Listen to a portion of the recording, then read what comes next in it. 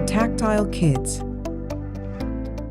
Welcome to Tactile Kids Lesson 3, Co-Presence and Routines, Picking Up Your Child and Changing Diapers.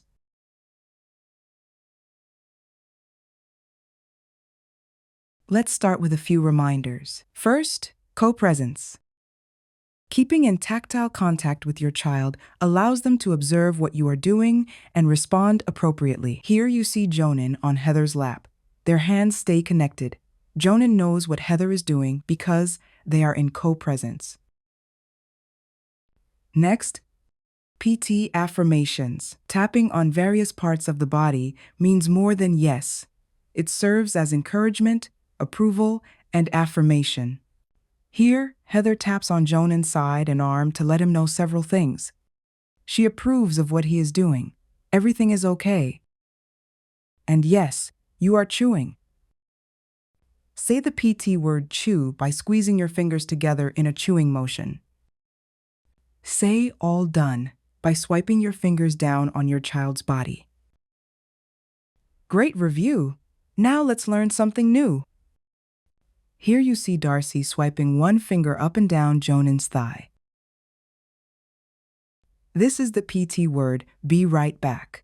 Notice how Darcy uses her hand on Jhonen's leg to say that she will be right back? She does this on his body so he can feel what she is saying, and then she can leave. You will notice that Jhonen will look around for her, but he goes back to his toys, waiting for her. Darcy tells Jhonen, be right back before she leaves. Soon, she comes back, as promised.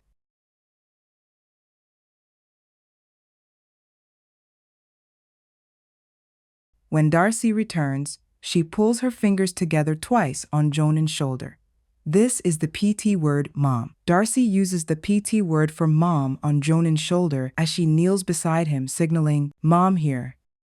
Always identify yourself to your deaf-blind child with a unique PT word, gesture, or familiar tactile cue like dad's beard, mom's glasses, a nurse's stethoscope, or sister's bracelet. This is like giving yourself a name that you use to identify yourself. Let's watch that again.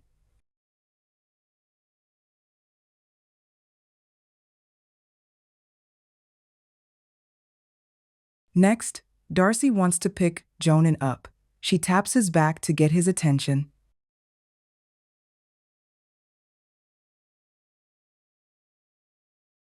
Then, she puts both of her hands under his arms. She pauses for a second, indicating that she will pick him up. Then she pulls him back to her legs.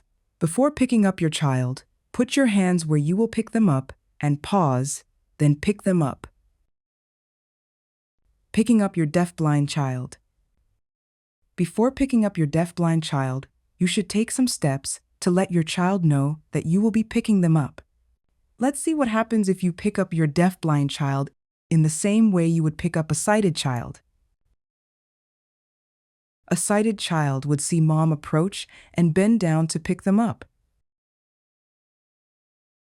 I see you, mom. I see you're coming towards me. I see you're picking me up.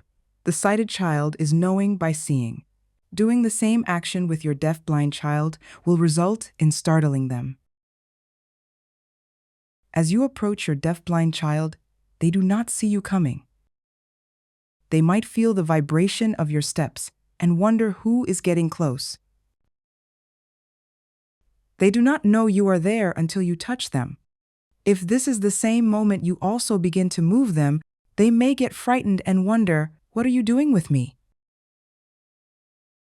To avoid startling your deaf-blind child, make sure they have enough time and information to process that you are there and will pick them up. As you approach, the deaf-blind child will know someone is coming, but not who. When you use PT to identify yourself, they know it's you. But they still don't know you are going to pick them up. By placing both hands under their arms and pausing, it lets them process that you want to pick them up. This tactile communication will reduce the startle. This is how to address your deaf-blind child. Giving them a way to understand what is happening and where is the best way to support their autonomy. Here you see Darcy doing this again. Now Darcy wants to introduce the diaper. Noticing that both of Jhonen's hands are full, she gently takes the book out of one hand to get his attention. And then with the diaper, starting at the elbow, she slides it down his arm to his hand, turning his attention to the diaper.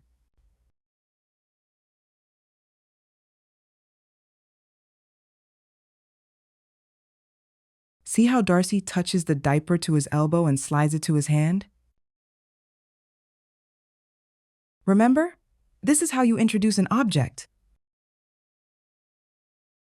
Darcy taps the hand that Jhonen is using to hold the diaper.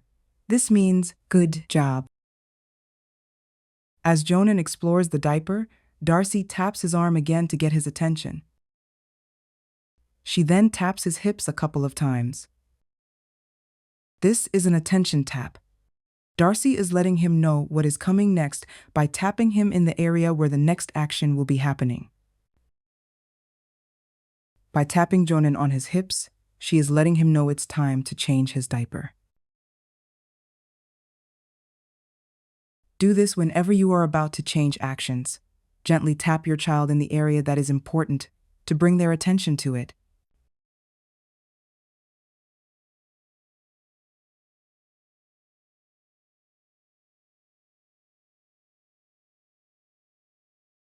Best steps before changing your child's diaper?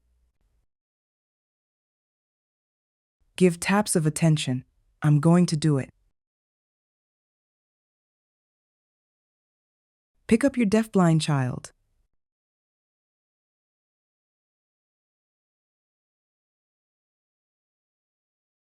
Give taps of reinforcement. We're going.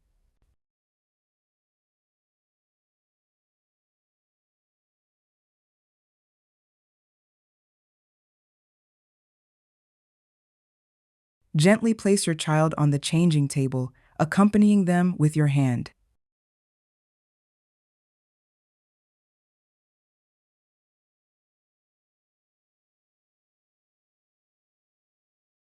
Introduce the diaper.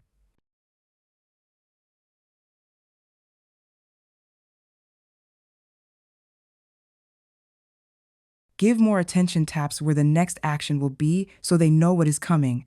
I will be changing your diaper.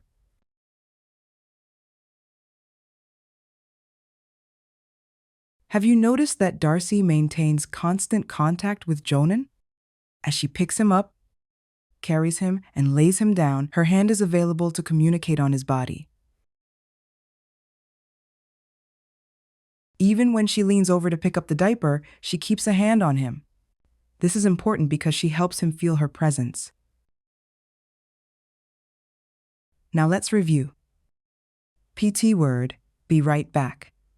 Slide your finger back and forth to let your child know you are leaving, but will be back soon. PT word, mom.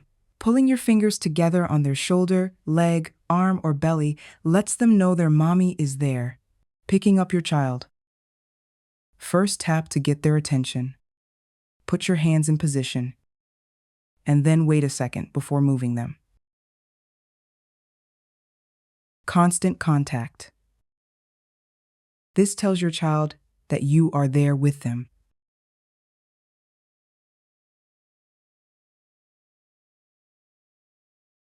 Attention taps. Direct attention by tapping the next important location.